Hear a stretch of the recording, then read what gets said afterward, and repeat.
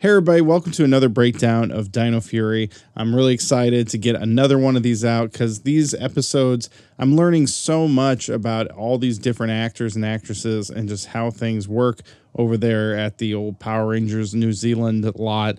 And it's really awesome. So if this is anybody's first time seeing my videos or any of these breakdowns, I'll have a playlist of all the episodes and they all go super in depth about who are in these episodes. And I just have a lot of fun doing it. And I think the people who are coming with me for this ride, I think you're enjoying it too. I hope so.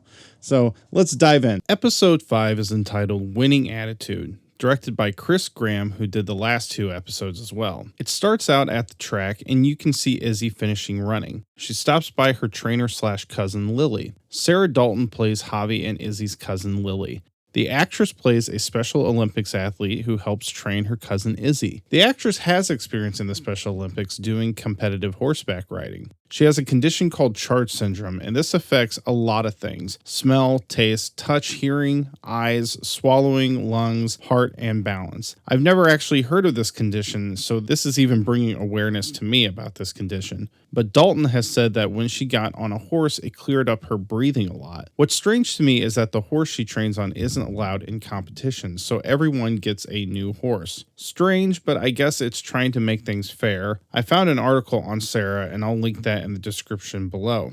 Dino Fury won a GLAAD award, but I think this is something that definitely should be brought up as well.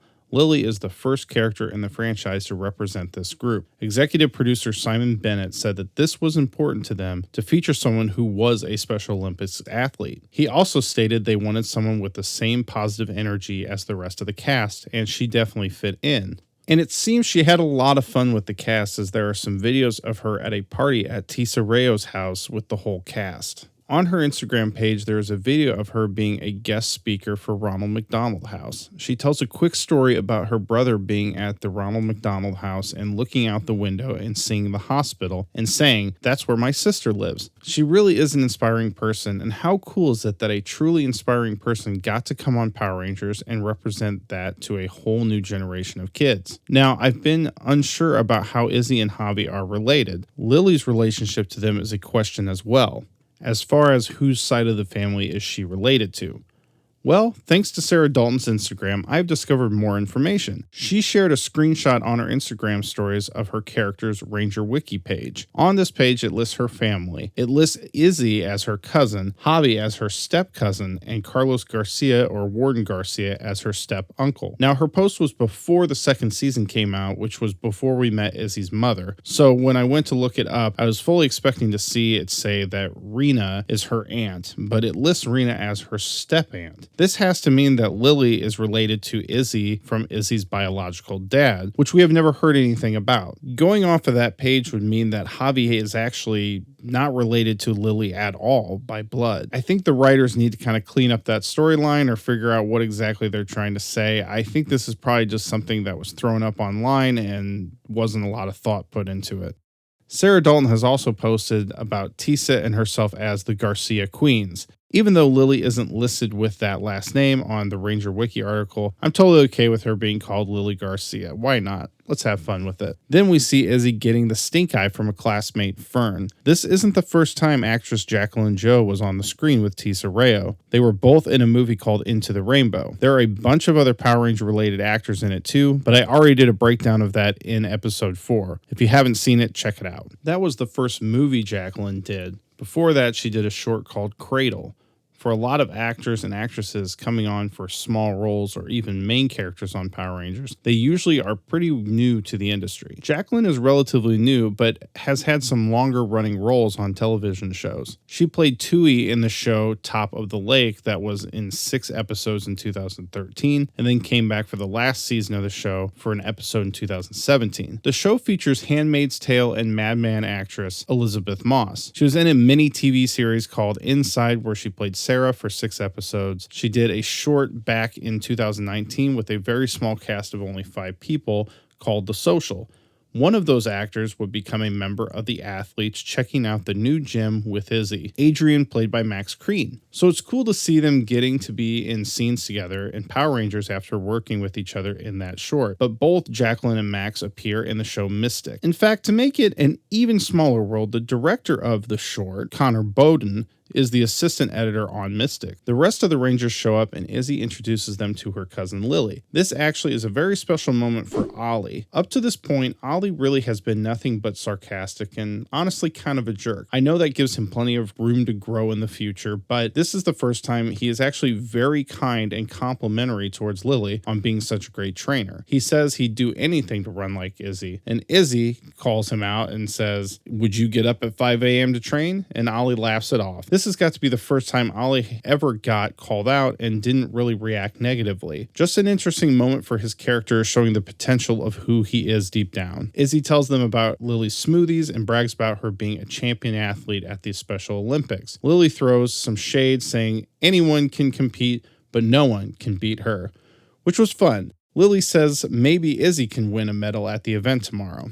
Then Izzy and Lily quote Warden Carlos Garcia, who loves to say, "You can only prove you're the best by winning." Now, in the last video, we kind of talked about why Warden Garcia is the worst dad in the Power Ranger franchise. And this is another notch saying that this guy is really honestly a complete douchebag. Lily says she has to go meet her friend and then says she'll be back at 2 o'clock for their last session. They tell Izzy Solon wants to meet with them. We jump over to the base and Solon pulls up a hologram of a mountainous forest area around Pine Ridge. Now, we don't have a clear idea of the area around Pine Ridge, but so far we've seen a lot of pine trees and forest backdrop. Solon discusses that she might have discovered where Izzy and Javi's Zords are. She says they might be in Greenlee Woods. This is where the Nephrite orb was discovered years ago before being put on display in the museum. Izzy's race just happens to be going straight through there. Now, we switch to Jane and Jayborg at the park doing a sort of PSA to kids about Sporks Beasts. If you've watched the last few breakdowns, you'll know I really root for Jane because she is a comic relief character, but she has so much heart. This is another great example. She is the owner of a media company, and she herself is out talking to kids about what to do when a Sporks Beast appears. They sing about the Ranger Hotline. Now, something I learned from my buddy Dan Brosnan from the Fan Club YouTube channel. By the way, congratulations on the 10,000 subscribers, buddy.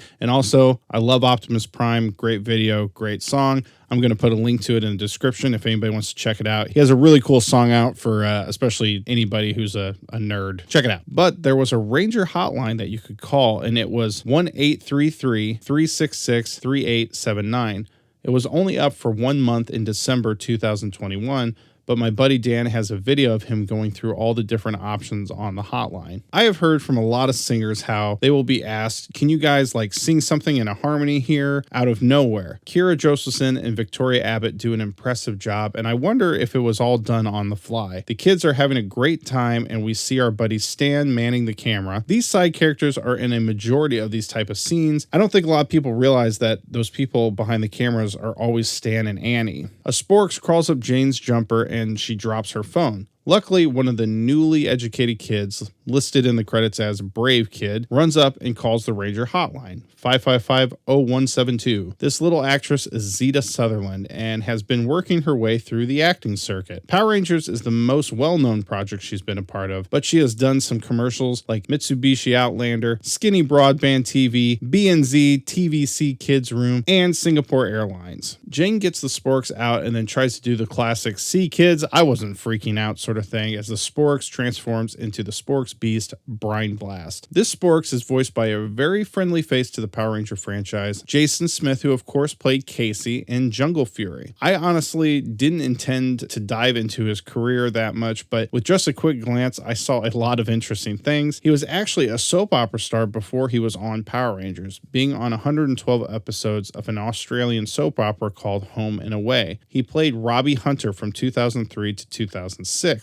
He was popular enough that in 2005 he was a contestant on Dancing with the Stars in Australia, and his character's best friend on the show was played by Chris Hemsworth. Jason has stated in several interviews that they still keep in touch, which I'm sure he loves answering that question every time he's in an interview. Hey, man, don't you and Chris Hemsworth still talk? Like, you're buddies, right? He's more important than you, right? I'm sure he hates that. But it needs to be stated that Jason was a superhero produced by Disney before Chris Hemsworth was Thor. So that's something we should all remember. At the time Jungle Fury aired in 2008, Jason also released 3 songs. They're pretty poppy stuff, but they're fun to listen to. I actually have a playlist on my channel of all Power Rangers music, as in music from Power Ranger actors. So if you jump on there, you'll see the playlist listed on my channel. Most people know that he reprised his role as the Red Jungle Fury Ranger in Megaforce. He was actually the very first actor to confirm his return to Megaforce. But what I didn't know is that he actually wrote 4 episodes in that season as well. In interviews, he talked about playing Power Rangers in his backyard as a kid, and then he got to be one, so it's pretty special for him. In 2021, he did more production work. He associate produced 10 episodes of Name That Tune, and then 21 episodes of The Masked Singer Australia. But it is awesome to see him connected to Power Rangers once again, this time voicing Brian Blast. Mucus and Boomtower appear, and they are welcoming Brian Blast when the Rangers show up and morph.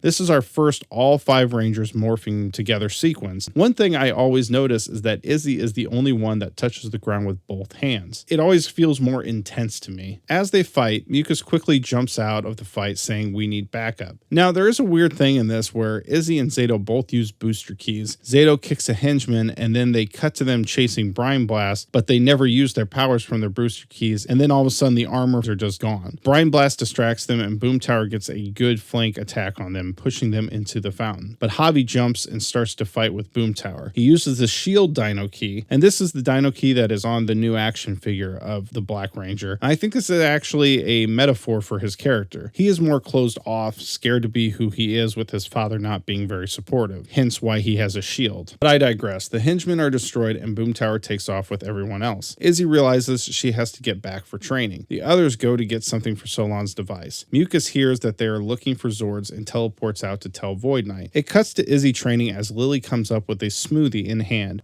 Classic Lily.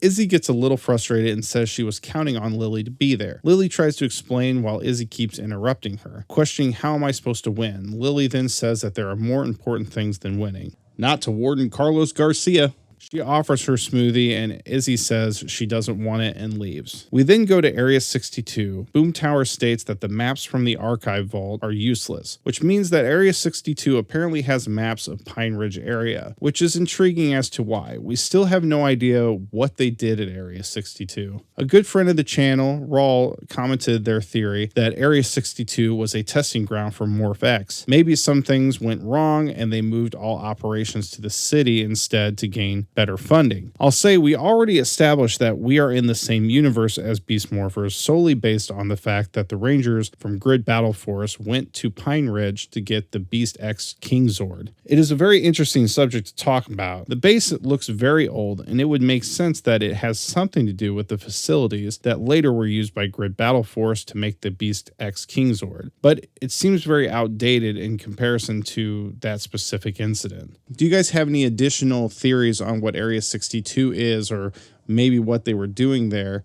I think it's a really fun thing to talk about, and I'm excited for the last part of season 2 to come out so that we can finally get those answers. Void Knight comes in and shows them a map and says that 20 years ago, the scientists at Area 62 found traces of strange metal. I do speculate that Void Knight might have been working with Area 62. We do know that he isn't human, so he has to be from another planet, but maybe he came to Earth and they were running tests on his powers, or he was connected in some way working with them. Now, if we go back 20 years, we'd be hitting 2001, right in the middle of the Time Force era. Right before that was Lightspeed Rescue, and that was a season with an organized ranger team like a government-regulated group. So maybe this was another division started at the same time as Lightspeed Rescue, but was working on other ideas like extraterrestrial sightings. Void Knight talks about destroying the Zords. This is the first time Void Knight has talked about doing anything to harm the Rangers, and it took till episode 5 to do that. This isn't physically harming them, but it would be a setback if he could destroy their Zords. So this is the only time I would question if he is a villain. This is sort of evil, but is this just a show to make the Sporks think that he is on their side? Then we cut to Izzy getting ready for the race and all the Rangers are there to support her. Warren Garcia is there with her and he greets all of them, especially his son Javi. Oh wait, he never even mentions Javi when they walk up.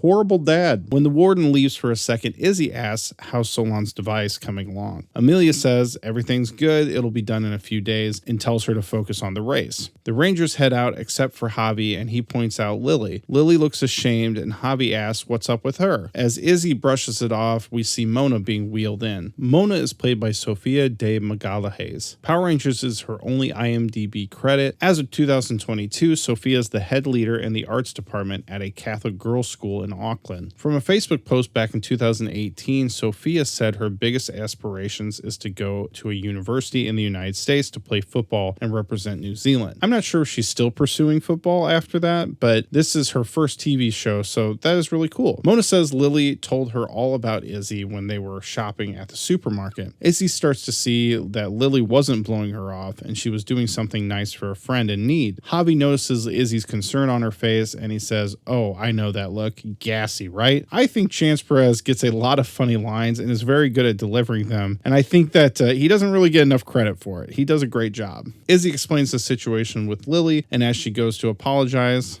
bum-ba-da-dum, worst dad in Power Ranger franchise history walks right in front of Izzy and says, "Time to break a record." He asks if she is gassy. Come on, this is a good bit. Come on, people. And this bit later on in the series gets brought up on the opposite end where Izzy's asking Javi, "Oh, you have gas, or are you constipated?" So I love that they kind of make this bit between the two siblings. As the race starts, Fern scoffs, "Good luck." The race sets off and the music here is awesome. Great job, Bert, because this is like a tribute to an 80s Rocky sort of training montage. It's beautifully done. It's perfect. It just sucks that it's only like a few seconds, and then we cut over to Jane and Jabor checking out a Ranger Hotline lawn sign. Very happy with the job, well done. Brian Blast appears and grows big. Okay, this again is to me a very hilarious, subtle sense of comedy, but when the monster grows, Kira Josephson's face is so perfect, and just this sort of look of horror. It's just, I don't know, I think it's very funny. Brian Blast starts shooting water at them, and they jump in a dumpster, but it has wheels and the water propels it down the road. Jane calls the Ranger Hotline and is giving directions, having to update each street as they roll. They eventually crash and cop sirens go off. The cop gets out, and without any questioning or noticing that a giant Sporks beast is about 3 or 4 blocks away, he says, "Yeah,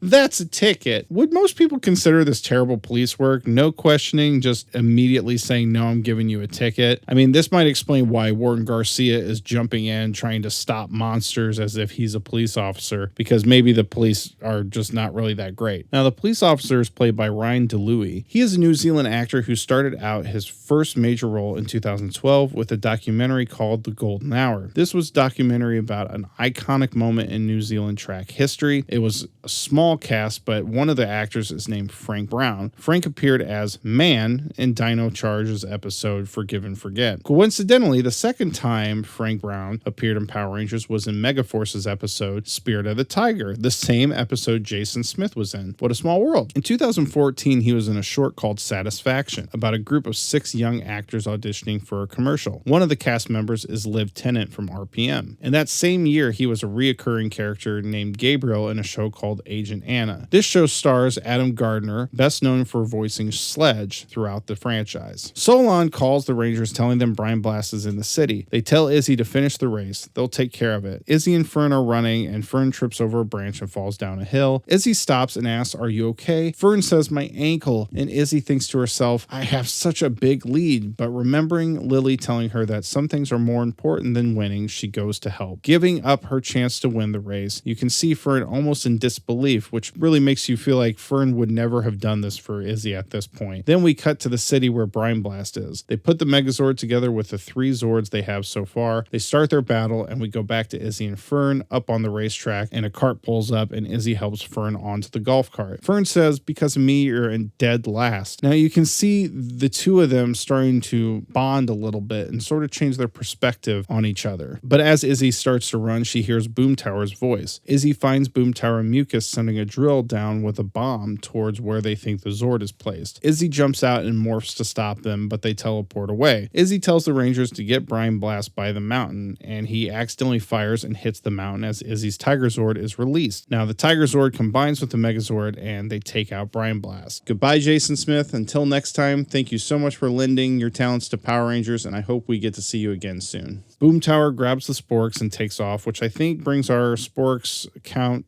2 for Void Knight and 2 for the Rangers. All right, tinfoil hats on because I'm feeling a bit of a conspiracy here. If Brine Blast shot the mountain, I'm confused how the bomb didn't go off and destroy it. Unless Void Knight didn't want to destroy it and he actually made it so the bomb would help free the Zord, ultimately being a way for him to subtly help the Rangers and appear evil like the Sporks think he is. What do you guys think? Comment below and let me know. Javi says now they need to find his Zord, and Zato says Solon's device will be done by then and that will help him find it. Izzy goes off to finish the race, and we see Lily and Mona waiting on the sideline, and Lily tells Mona she always finishes a race. As Izzy finishes the race, you can see the park workers cleaning up the trash and chairs for the event, as in she is so late in this race that everything is shut down. Izzy apologized to Lily, and Lily says they all heard what she did for Fern. Lily gives Izzy her medal for sportsmanship. Warren Garcia comes up and tells her he is proud of her. This is the first time he's been a decent person in the whole show, really. Lily says Izzy is the best cousin, and Javi does the classic, "What am I, invisible?" Izzy goes, "Who said that?" And those two, man, do they get to have a lot of quirky fun. If you stuck it out this long, come on, you got to subscribe if you haven't already.